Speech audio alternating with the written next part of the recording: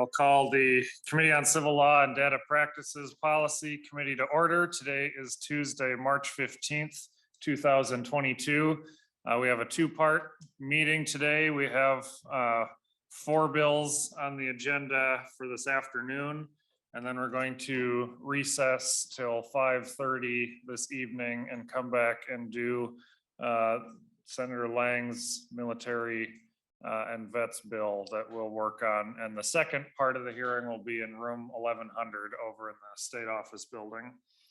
But we will start this afternoon with Senator Newman with Senate File 3581. So welcome to the committee, Senator Newman.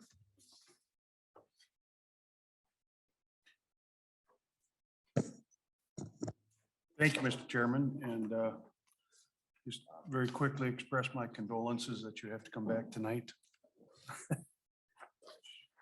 Thank you. We'll get through it.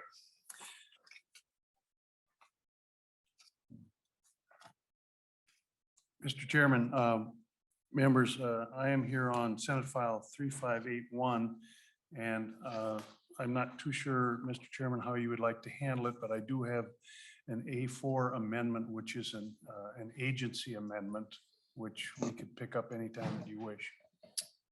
I can move the A4 amendment, Mr. Chair. Thank you. Senator Bigham moves the A4 amendment. So would you like to describe the amendment, or we could go to council, or what would you? No, I can, it's pretty short, Mr. Chairman, and it simply provides that DVS can monitor and audit the furnishing of the records that are the subject of this bill. And as I understand it, they monitor and audit a lot of different functions on a pretty regular basis. So they are simply requesting the authority to continue to do that in this bill. And I have no objection to that, Mr. Chairman and members. All right, thank you. Any discussion to the A4 amendment? Any discussion? Seeing none, all those in favor of adopting the A4 amendment signify by saying aye. Aye. Opposed, no. The amendment is adopted. To the bill as amended, Senator Newman. Thank you, Mr. Chairman. Just a real quick, brief history of how this bill arrived here. A number of years ago, we had some pretty significant problems with our driver and vehicle services computer program called MNLARS. Ultimately, what happened is the MNLARS program was scrapped, and we, in the state of Minnesota, we have now adopted a new computer program called MnDrive. And the difference is in terms of MnDrive, we now deal with driver and vehicle services on one platform. After the new MnDrive system was adopted, a dispute arose between DVS and the deputy registrars. Deputy registrars were stating that their workload had increased dramatically as a result of the change to the MnDrive system, and were requesting significant additional fees in order to complete their work. And members, keep in mind that the deputy registrar system in Minnesota, for purposes of our driver's licenses and our motor vehicle licenses, is really, really an important part and very important to the people in Minnesota. By the same token, the deputy registrars, some of which are county or city employees, some of which are private businesses, really do operate under a monopoly that is dictated to them by the state of Minnesota. And the only way that they can earn a living and pay for their offices is through the fees that are generated with their services. So at the time that the DRs are asking for additional fees, the department was saying, well, we have to have additional FTEs and additional appropriations in order to operate the new system. And it felt at the time as though we have just invested, I don't know, $100 million in this brand new system. And the operators on either end of it are asking for significant increases. So as a result, we adopted in the legislature last year calling for an independent expert review. It's the same type of independent expert review that we utilized in resolving the Min-Drive controversy a few years earlier. And in this case, the independent expert review was conducted by Mr. Rick King, Amy Albus, Jenny Hine, and Teresa Weiss. And they really did, I just think, a wonderful service for the people in the state of Minnesota in preparing a driver and vehicle services report. It's dated January 12th, 2002. And in that report, they made certain recommendations to the legislature and to DVS. On page 12, they made two recommendations that I want to bring to your attention. The first recommendation were that DVS in consultation with the deputy registrars should revise the deputy registrar contract to encourage all deputy registrars to become or remain full service deputy registrars. And what that simply means is they are recommending that all of the deputy registrars operate both driver services and vehicle services. So that when you look in the bill, when you see full service provider, that is what it is talking about. The second recommendation that was made is Minnesota law should be amended to allow full service deputy registrars to offer expanded services, including but not limited to fulfilling requests and receiving filing fees for driving records, crash reports, vehicle records, and Senate File 3581 was then drafted to fulfill the recommendations that were contained in the driver and services vehicle report. And so we are here today, and the bill that you are looking at in various places talks about the ability of full service providers, not just the department, but full service providers be in a position to provide the types of records that were cited in the driver and vehicle records report. So for example, on the first page, line 1.18, there you will see a recommendation that the full service provider would be able to furnish certified copies of, and it names the different records that were mentioned in the driver and vehicle services report. The bill then goes on to address the fee structure as to how the fees that are going to be generated, how will they be split between DVS and the deputy registrars, remembering that the only income generated or revenue generated by deputy registrars is just from the various fees. And that Mr. Chairman and members is just a very short explanation as to what is in the bill. I will most certainly do my best to answer any questions that you may have.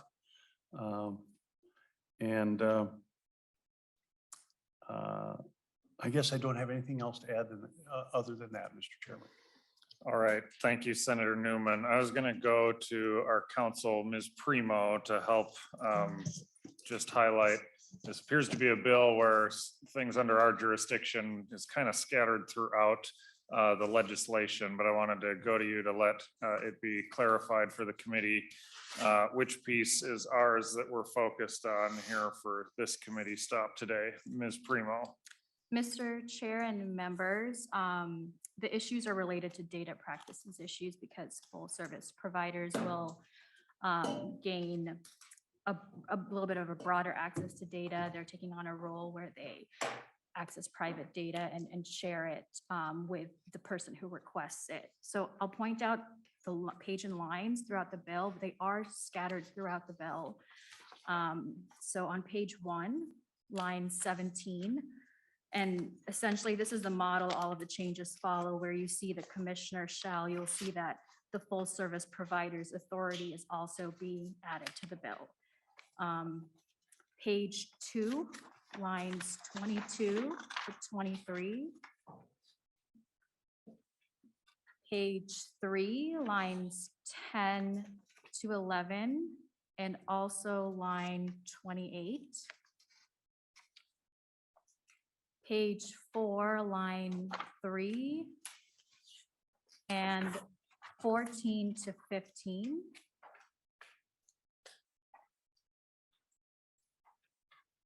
Page 5, lines 27 to 28. And then page 5, line 34 to page 6, line 1. And on page 6, lines 5 to 6, lines 16 to 17, and line 21. All right, thank you. I appreciate that. And Senator Newman, my understanding was some supporters were available for questions, or was there some intending to come testify to the bill? I have been told, Mr. Chairman, that Mr. King is available online to answer questions. All right, if anyone's wishing to bring testimony, I'll give a second. You can raise your hand online. Otherwise, we'll go right to questions from committee members. And we can scatter that throughout as well too. So we'll go to the committee. We'll start with Senator Bigham. Thank you, Mr. Chair. And Senator Newman, thank you. And I was on the conference committee with you last year when we did this, and this was a great deal, I think, negotiated out to get a really true independent and recommendation from subject matter experts such as Mr. King. You know, as I meet with counties, this is a concern of theirs as far as the deputy registrars being able to, they're helpful to the counties, and another aspect of being able to provide much needed services, required services, to be honest, to our residents. Does your bill then, as I'm understanding it, kind of fix that funding mechanism for the deputy registrars to be able to retain, you know, their rightful portion? And there are a lot of stakeholders involved in legislation like this. And I'm just wondering if between the deputy registrars and counties and stuff, that they would be supportive of such a change. Senator Newman. Mr. Chairman, Senator Bigham, Senate File 3581 is one of a number of bills that was spun off of the independent expert review panel.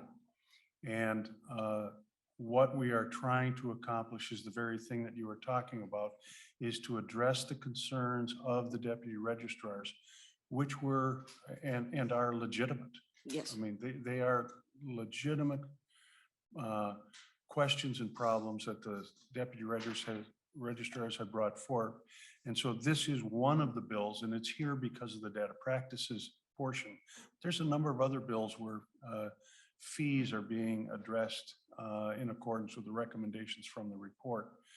And I have not heard from any deputy registrars on this particular bill.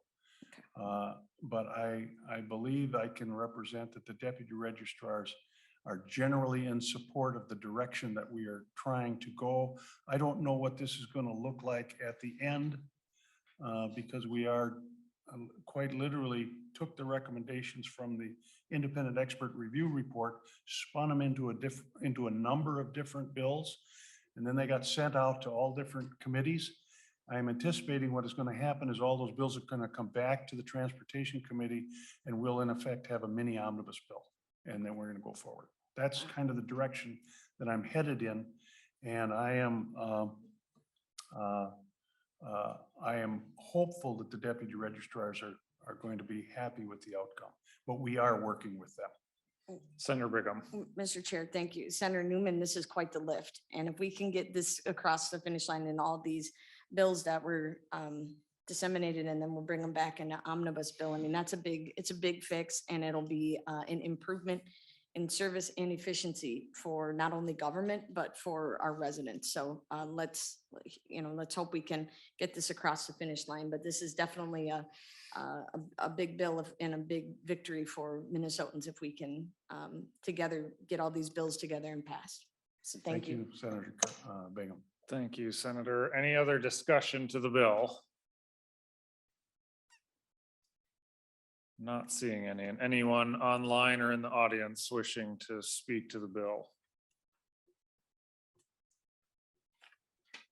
All right, seeing none, we'll have a motion to refer the bill, I believe, back to the Transportation Committee. That's right. So if a member on the committee, Senator Bigham. Mr. Chair, I'll move that Senate File 3581 be recommended to pass and be returned to the Committee on Transportation As amended. as amended. On that motion, members, all in favor, say aye. Aye. Opposed, say no.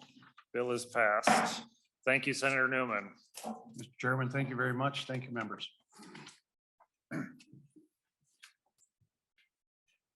Next up will be Senate File 2857. Senator Housley, welcome to the committee. Thank you, Mr. Chair.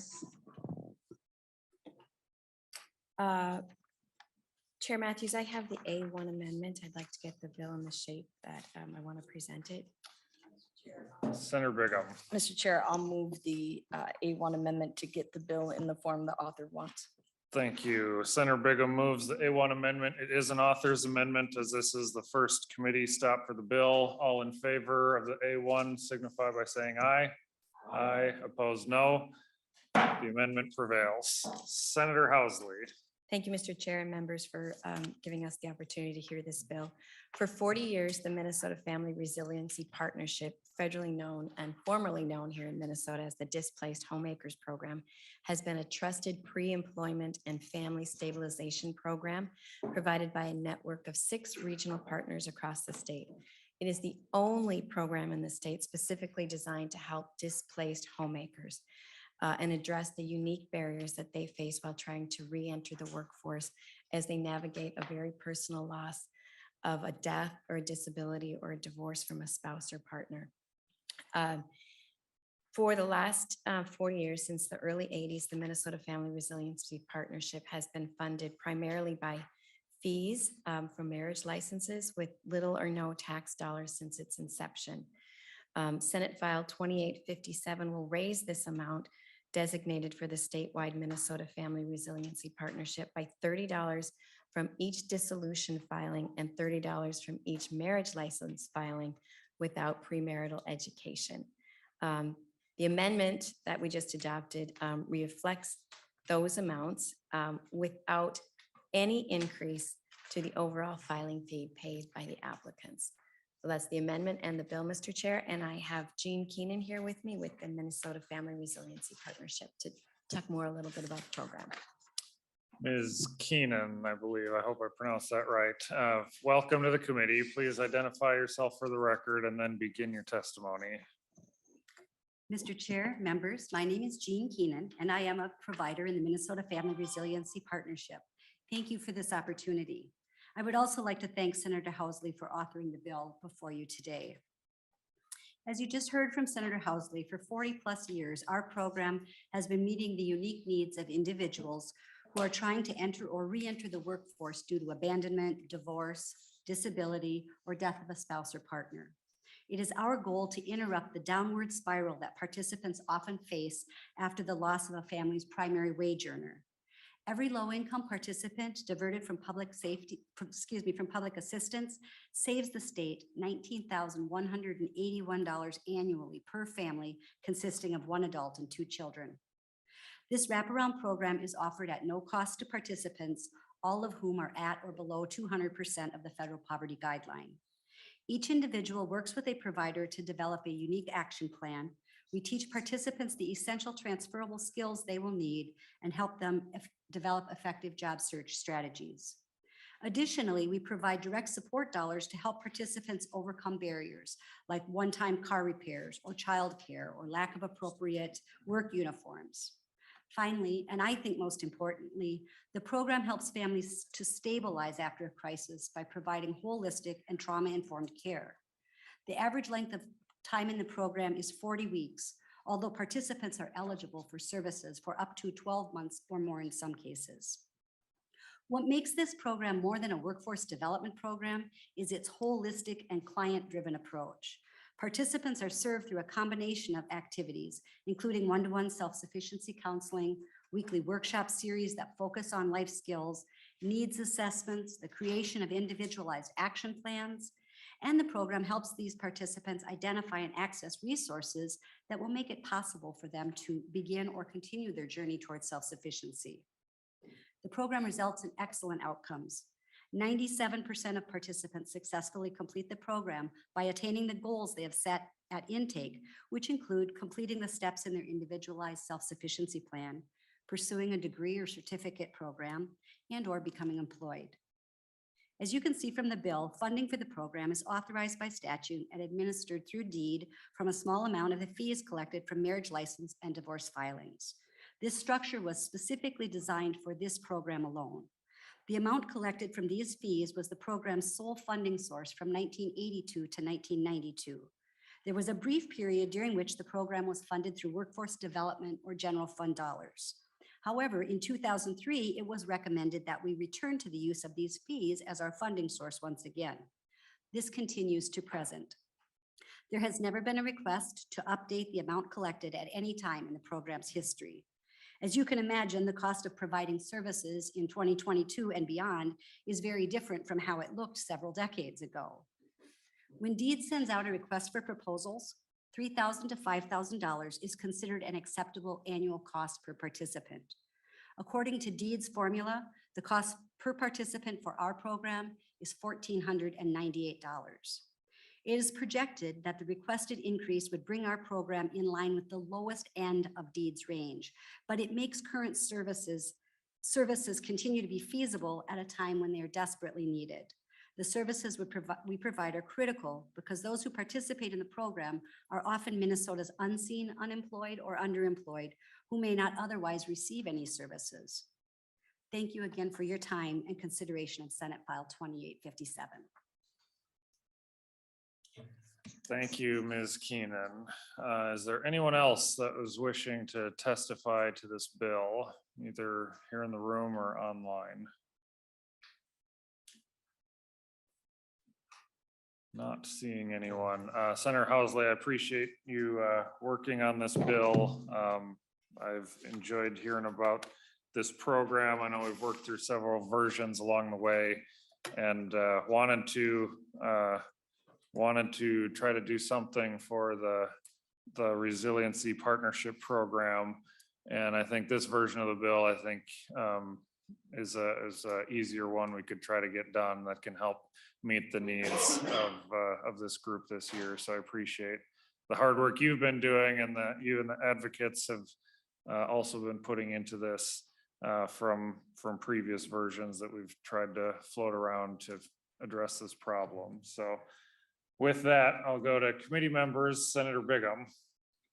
I was going to make a motion Okay. if we're ready, and I hope Senator Housley and I are friends after this, but I will move that Senate File 2857 as amended be recommended to pass and be sent to judiciary. Let me make sure that we don't have any other questions or comments from committee members. Sorry, it wouldn't be my choice, Senator Housley. All right. Hearing no discussion other than some clearing of throats around the table here. Any member has the right to ask for one, Senator Limmer.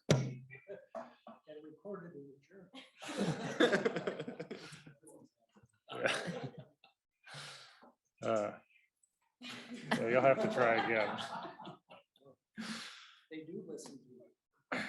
All right, renewing Senator Bigham's motion that Senate File 2857 as amended be recommended to pass and referred to the Judiciary Committee. All in favor of that motion signify by saying aye. Aye, opposed, no. Motion prevails. Thank you, Mr. Chair. Thank you, Senator Housley. I know. See you soon, Senator Limmer.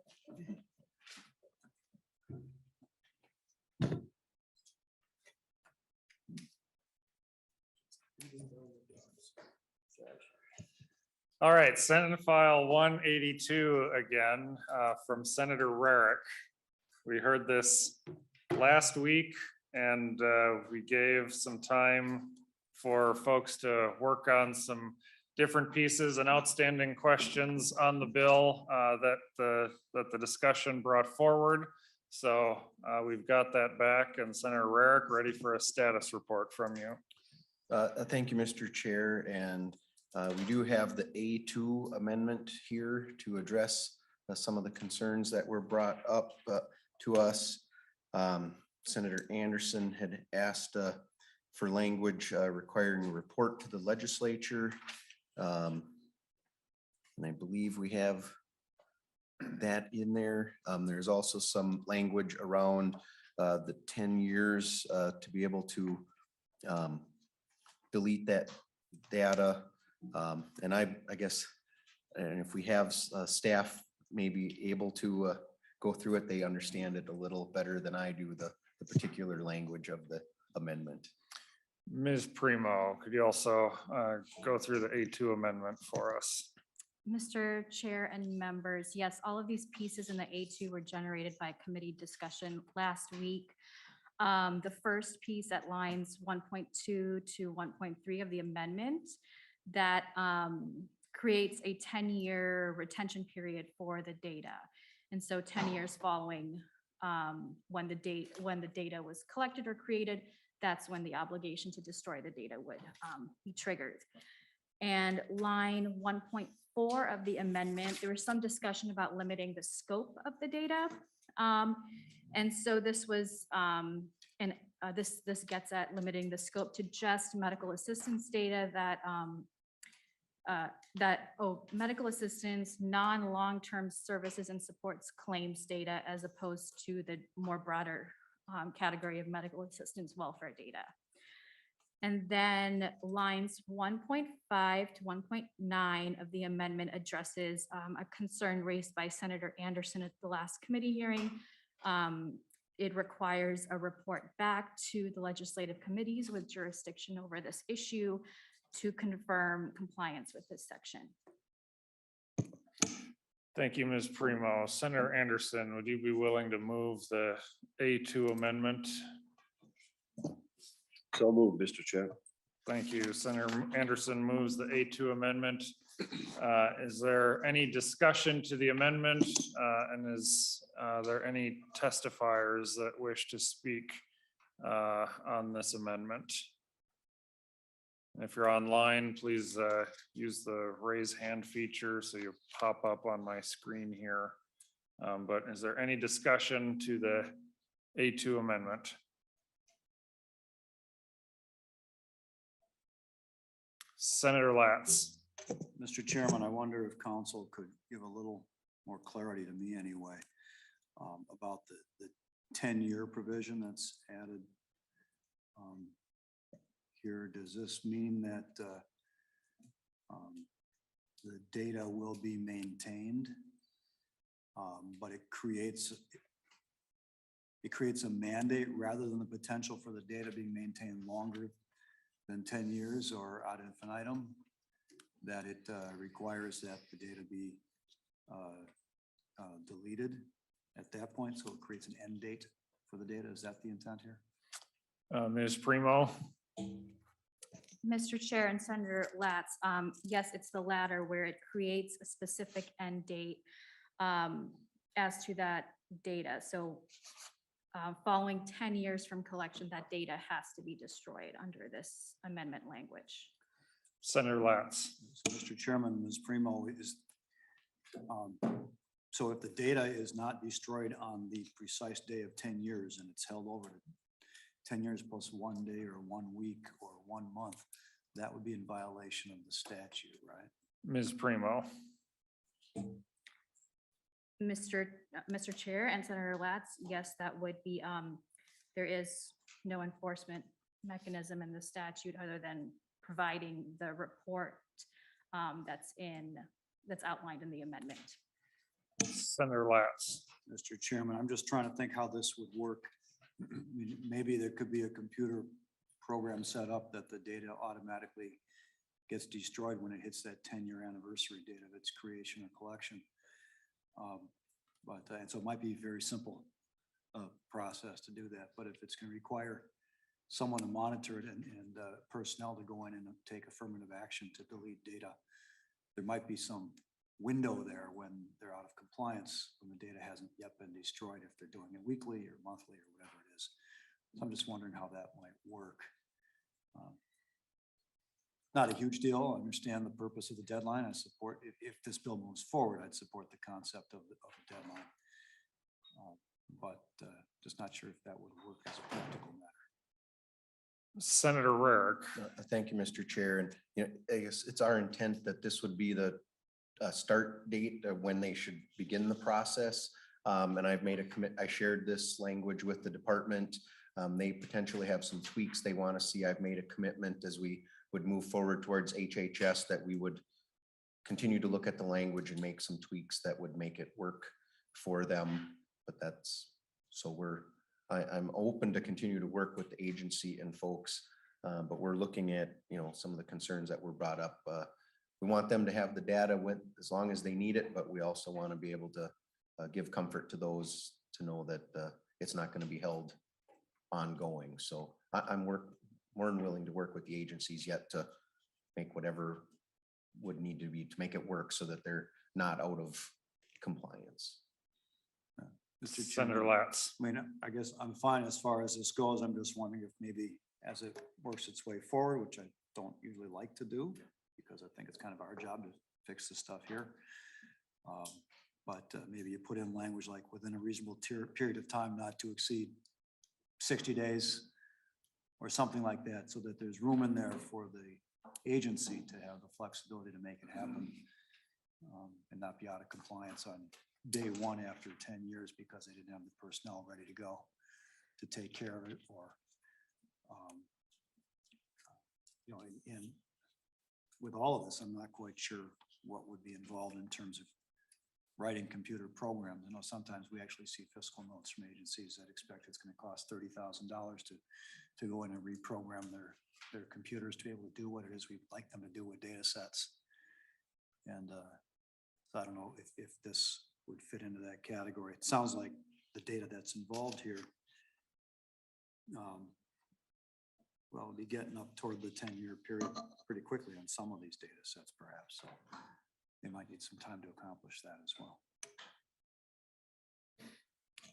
well. Good point. Are you looking at orally amending the amendment before us, Senator Latz? Are you asking that we explore that? Well, I wonder maybe Ms. Primo could come up with some language that says within a reasonable period of time not to exceed whatever time frame maybe the agency or the author is comfortable with. I Sure. don't know how much longer, maybe 60 days following the expiration of the 10-year period or something to that effect. Ms. Primo, I don't know if you have something right now, or if you want a couple of minutes, we can continue discussion and circle back to you. Ms. Primo. Mr. Chair and members, I have some language. So to the A2 amendment, I recommend after line 1.9, inserting open parentheses C, close parentheses, the responsible authority must comply with paragraph A within a reasonable period not to exceed 60 days following the 10-year retention period identified in paragraph A.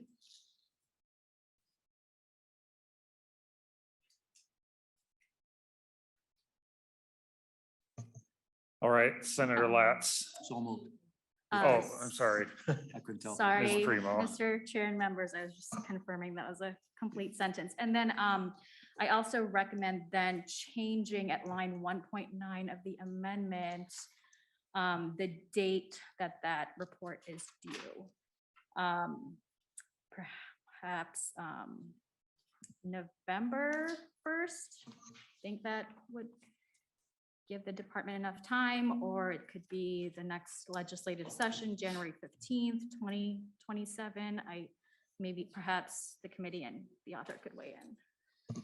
Senator Bigham. I think typically out of consistency and Microphone. maybe that can be corrected, but I think either January 1st or the January 15th would be just for consistency's sake to use that. I mean, I leave it up to the author, but I think that's important because it's hard, it's difficult enough to track all these reports that the departments have to do across the state. So if we can be consistent, at least it doesn't slip through. Thank you. Any discussion? Senator Anderson. Could Ms. Primo restate her amendment, please? Yes, Ms. Primo.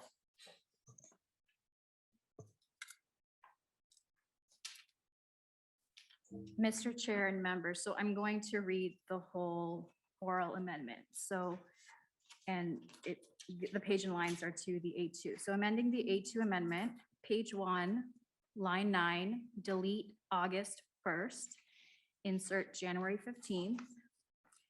Page 1, after line 9, insert open parentheses, C, close parentheses, the responsible authority must comply with paragraph A within a reasonable period not to exceed 60 days following the expiration of the 10-year retention period identified in paragraph A.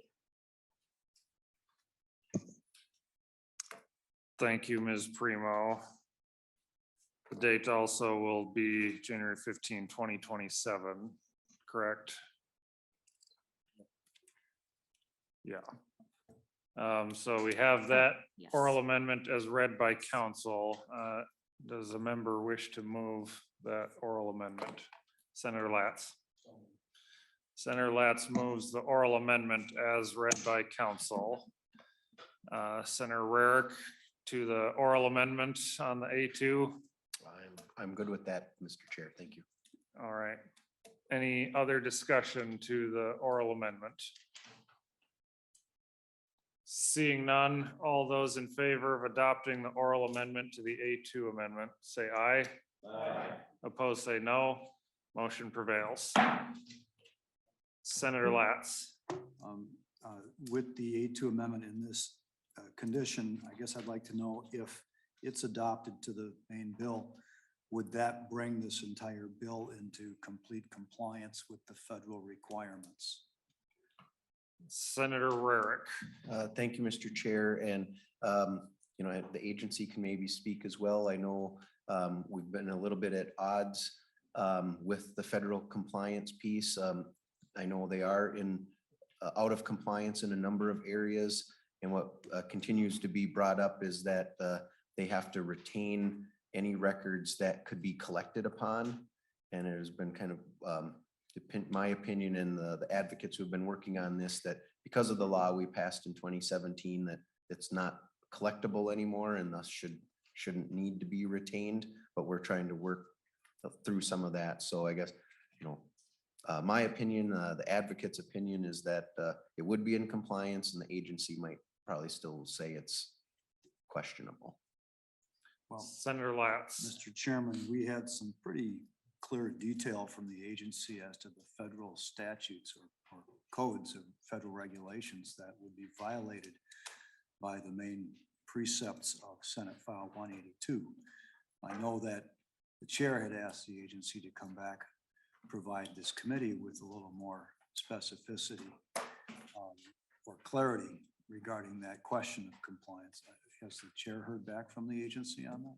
I've not directly, but I know that several members are on the committee, and I was about to ask if someone from the department wanted to speak to that point. So I will let you, Mr. Burdick, you've raised your hand.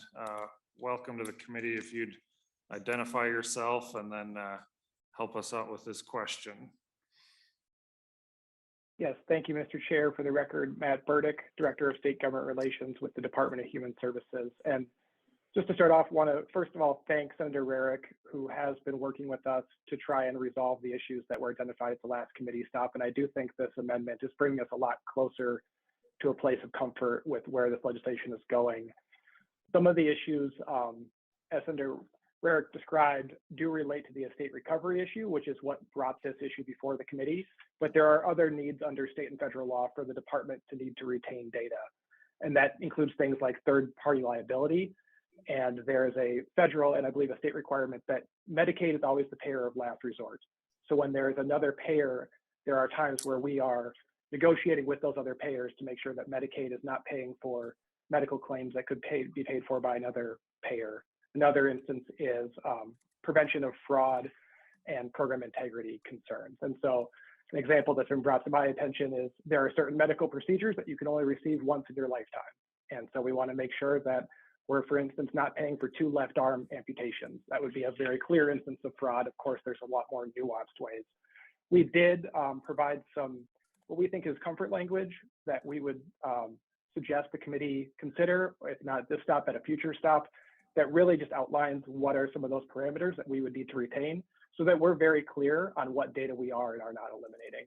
And we think with some additional tightening of this language, we could operationalize this in a way that would minimize our risk of being out of compliance. Mr. Burdick, I don't recall if I've gotten copies of this language you were suggesting. Have you worked with our council or with the committee members on what that would be? Thank you, Mr. Chair. My understanding is that has been shared with committee staff and others. So I think folks should have that as well as the author has that language. Chair. Senator Rarick. Yeah, thank you. I believe it was yesterday afternoon. We got that, and I believe Ms. Primo had seen that, and she and I conferred a little bit. That's why we decided to come forward with the A2, but I let the agency know that I would continue to work with them because this is going to HHS, which is also in that realm. So I had made the commitment to the department that I would look at that language and work with them to see if that was something we could deal with at the HHS stop. Okay. Thank you, Senator Rarick. So any more discussion, Senator Latz? So that's about as clear as mud, Mr. Chairman. We still don't know if this bill would comply as written with the federal requirements. It sounds like it would still be out of compliance, and the promise is that the next stop, maybe they come up with new language that might put us into compliance with the federal requirements. And I'm not sure I'm comfortable with that level of ambiguity on a bill like this. I thought the idea was if that was going to be addressed, it would be addressed before we brought the bill back before committee here so that we could figure it out. So I'm still concerned about having a bill leaving civil law that might, if it were enacted, cause the agency to be out of compliance with federal requirements. I guess the other, I did have another question or two, is that when this bill was initially presented, we were told that it was relating only to name data and only to closed files. And I don't see any, but that was not the way the bill was actually written, as we determined at the last hearing, and I don't see anything in the A2 amendment that changes that. And am I missing something, or is this still relate to more data than just names and still leave some open files that might be covered by this bill? Senator Rarick, I believe that we did talk about mentioning names in 10 years. What are your comments on that? Thank you, Mr. Chair. Yeah, we did not address that in this.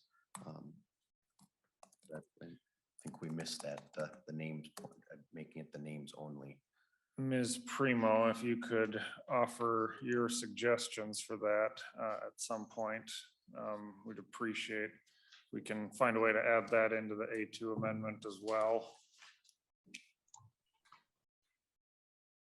Ms. Primo. Mr. Chair and members, perhaps the department could speak to this just based on conversations with other staff in our office. My understanding was that DHS could not de-identify or extrapolate just that piece of the data, but I'm happy to be corrected and then come up with the appropriate language.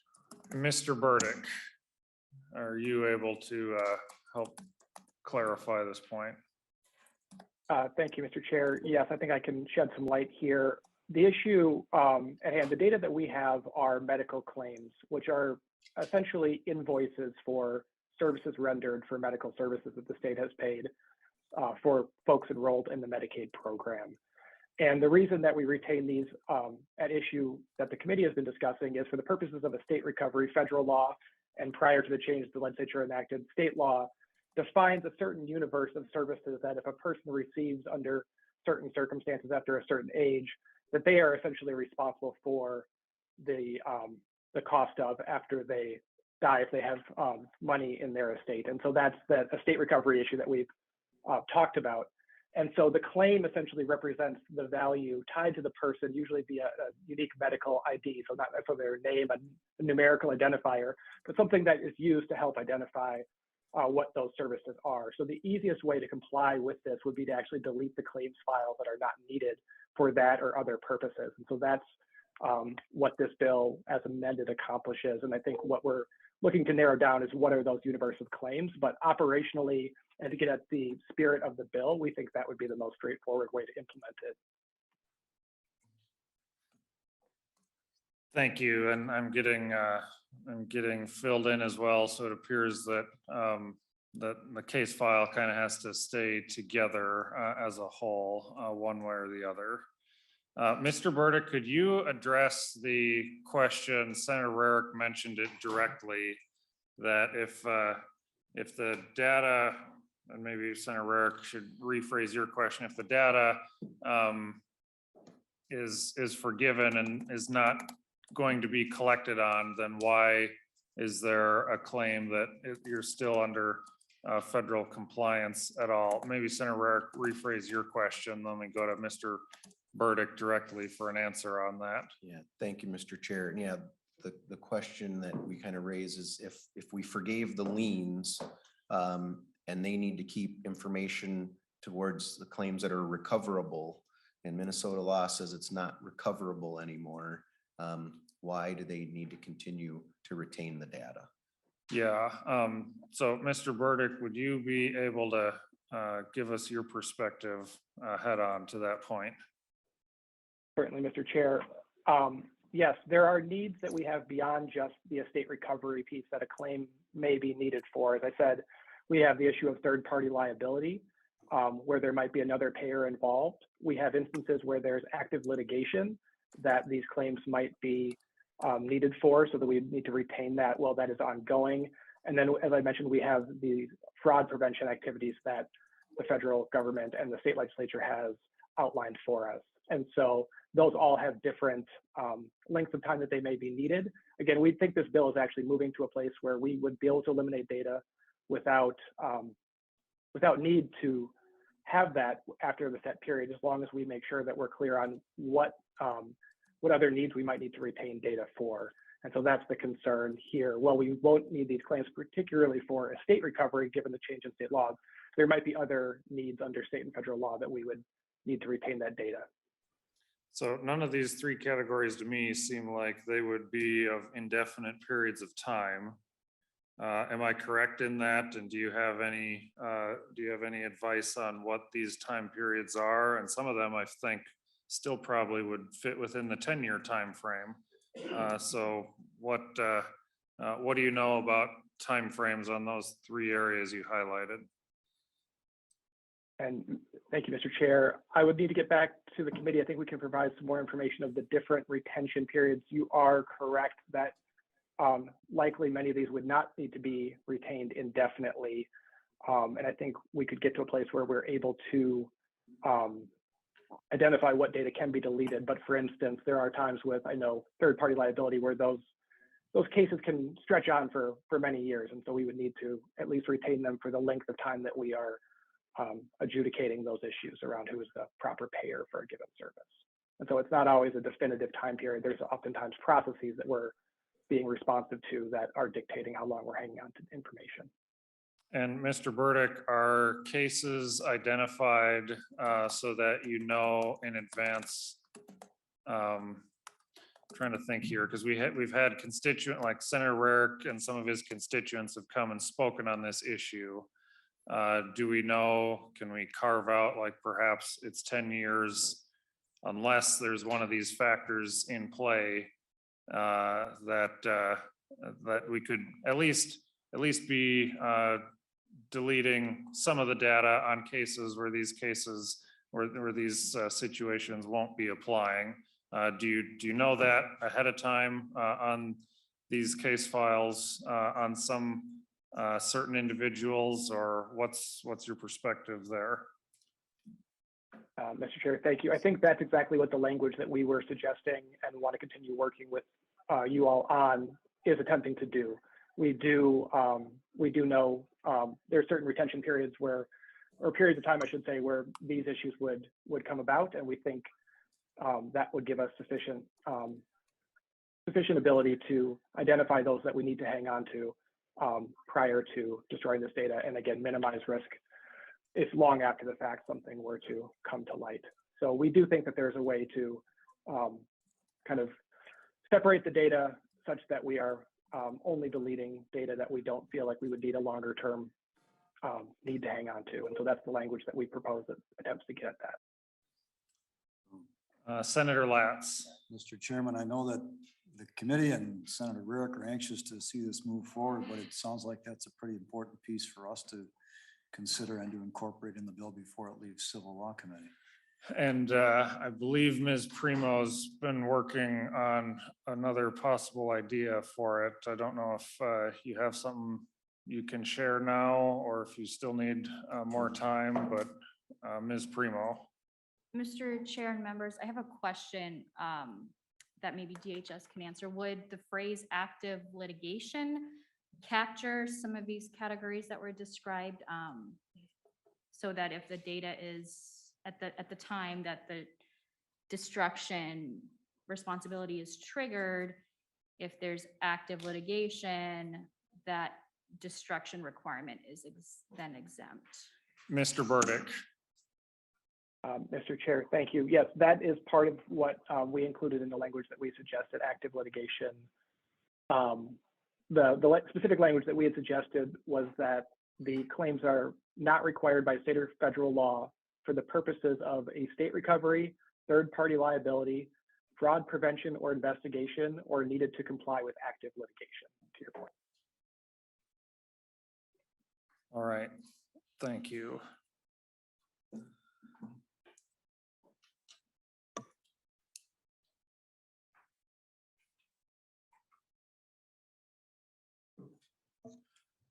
So, I'm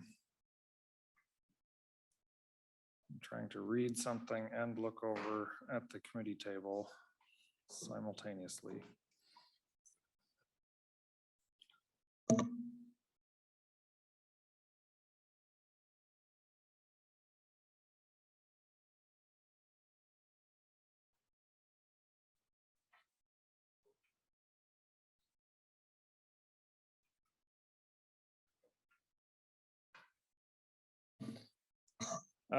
Senator Rarick, I think at least a piece on the active litigation phrase makes sense for this committee hearing.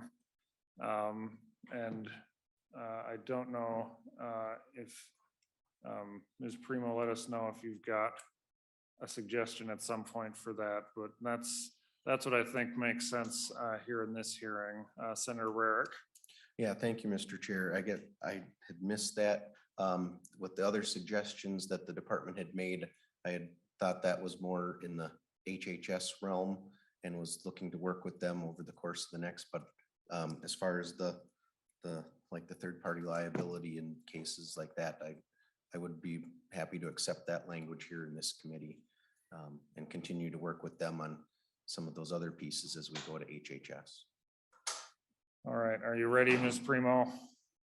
Ms. Primo, Mr. Chair and members, I think I heard a few different pieces that the committee would like to include. So I'm going to read it, but if there's a desire to amend it, please let me know. So on page 1, line 9 of the bill, after data, insert that is not needed to comply with active litigation, fraud prevention or investigation, or third-party liability requirements.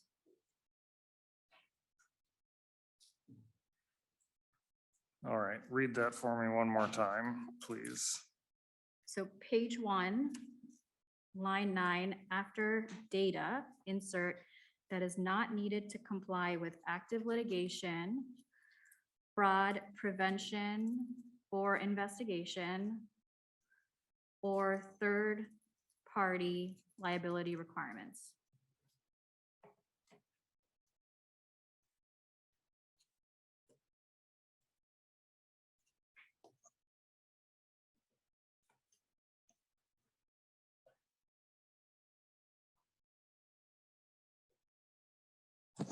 Mr. Chair. Ms. Primo, if you could read that last part again, that would be great. Sure. Ms. Primo, Mr. Chair and members. So looking at the underlying bill, page 1, line 9, after data, insert that is not needed to comply with active litigation, fraud prevention or investigation, or third-party liability requirements.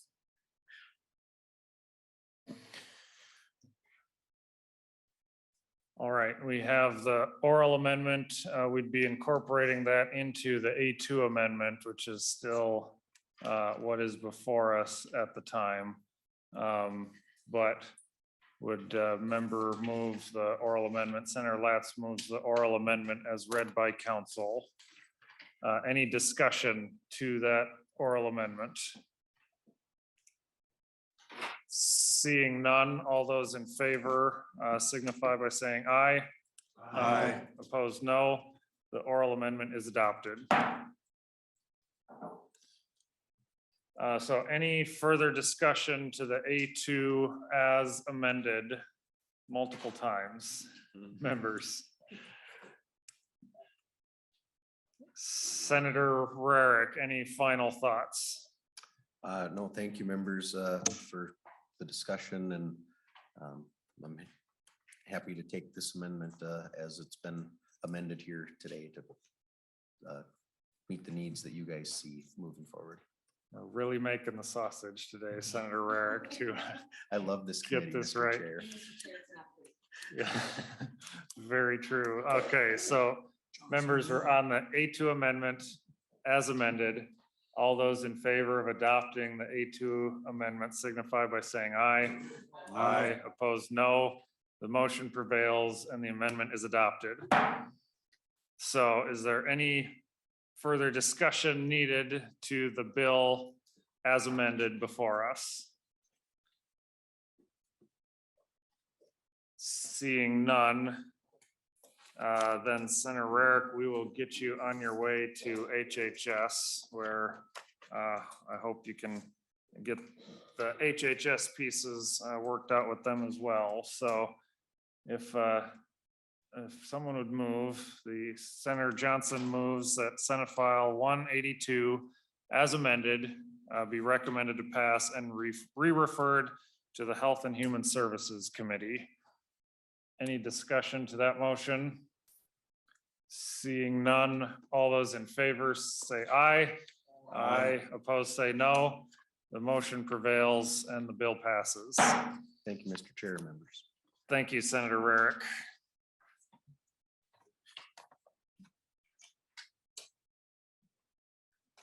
All right, coming off of that, we welcome Senator Duckworth to the committee. We have Senate File 2736. And Senator Duckworth, welcome to the committee. Thank you, Mr. Chair. Much appreciated. Senator Duckworth, I think you have an amendment, correct?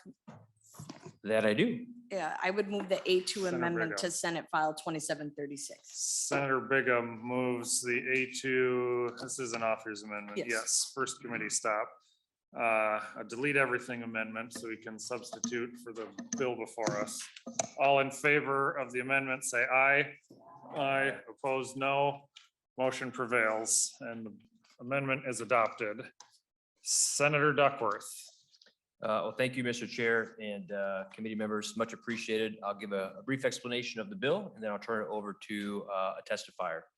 So this bill is a bill to align federal law and Minnesota law for the protection of certain at-risk juveniles who have been victims of abuse or neglect, have been abandoned, or who have been brought into this country against their will through situations including sex or labor trafficking. In 1990, Congress established humanitarian protection for these children.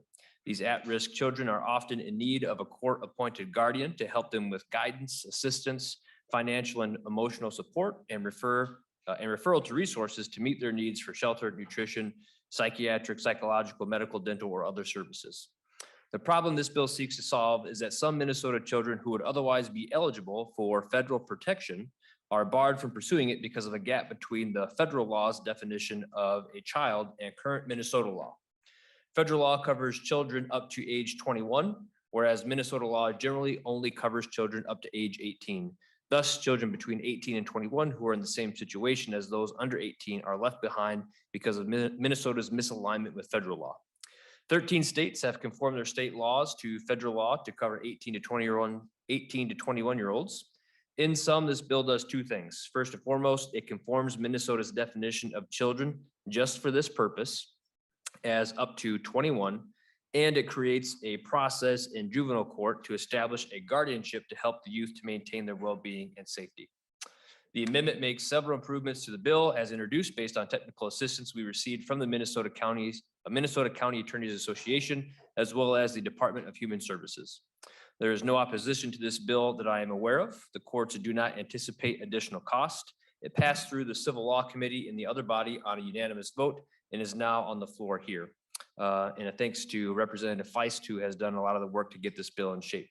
I have one testifier whose family went through this process to save the life of a child.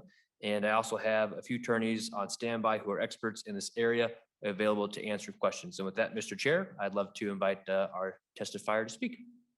Senator Duckworth, I believe that's Ms. Tara Farrell, is that correct? That's correct, Mr. Chair.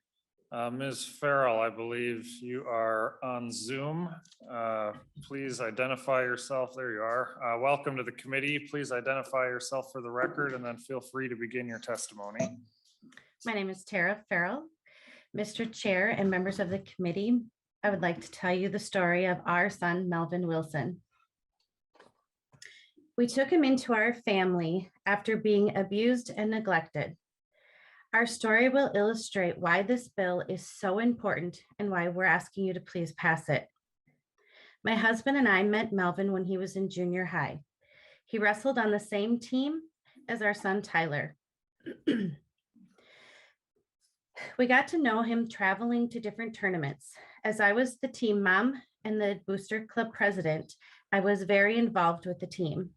I always had a soft spot for Melvin. We came to learn Melvin was brought to this country as a small boy from Liberia. He was given to a woman called Grandma, but who was not related to him at all.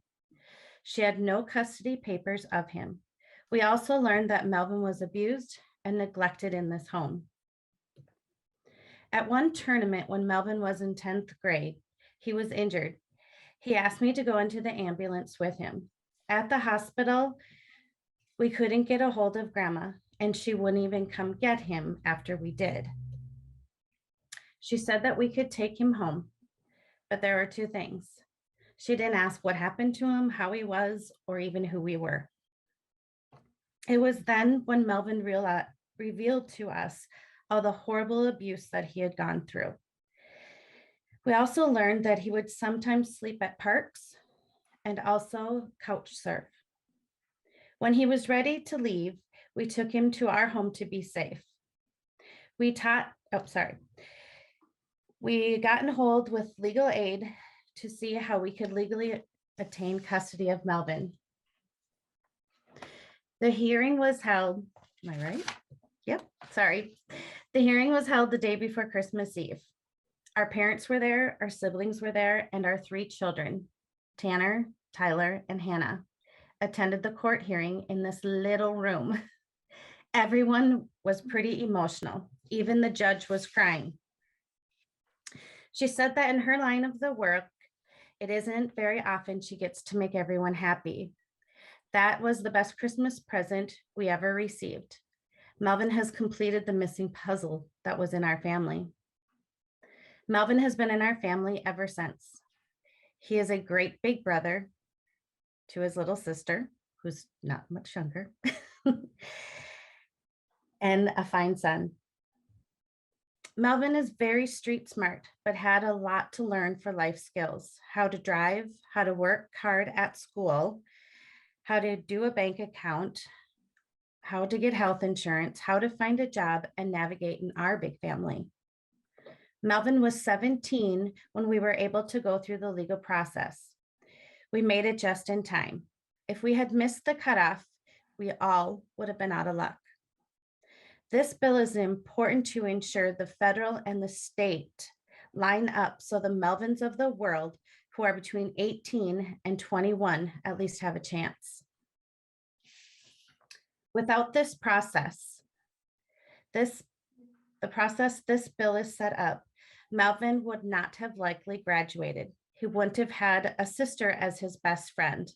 He would not have been able to have the opportunities and the successful life he leads today. Our family has taught him that love comes from hugs and kisses and food and lots of communication. Today, Melvin wanted me to say something for him.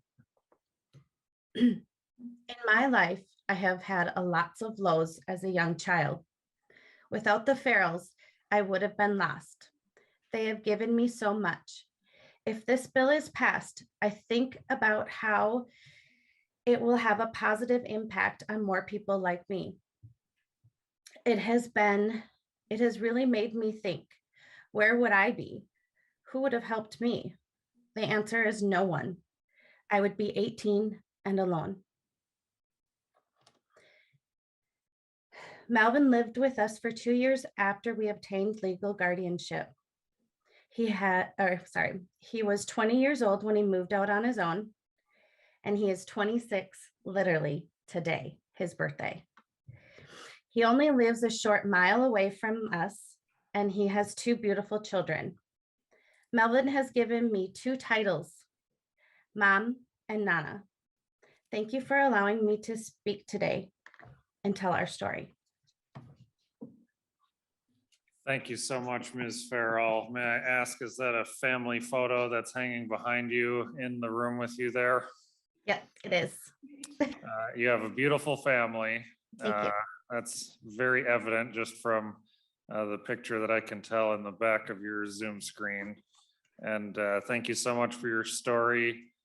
Tell Melvin a happy birthday and thank you for being a voice for others like him in these circumstances. And did not know that was very coincidental that we're lining up on that day, but boy, sometimes you run into cool events like that in this line of work. So members, any questions or comments from the committee? Is there anyone else that was wishing to speak on this bill, either in the room or on Zoom? Seeing none, Senator Duckworth, do you have any closing thoughts or comments? Yes, briefly. First, I'm glad Senator Rarick's not here anymore. Uh, Just kidding. Very much appreciate the time, Mr. Chair, the consideration of the committee. I can't follow such a powerful story like that with anything other than a thank you, and I appreciate your willingness to give this bill consideration. Thank you, Senator Duckworth. Senator Bigham. With that, Mr. Chair, I will move that Senate File 2736 as amended be recommended to pass and be sent to general orders. On that motion, all in favor, say aye. Aye. Opposed, say no. Motion prevails unanimously. Thank you, Ms. Farrell. Thank you, Senator Duckworth. Thank you, Mr. Chair and committee. Members, this concludes what we have now. We'll be in recess till 5:30, where we'll take up one more bill in room 1100 over in the Senate building. So with that, the committee is in recess.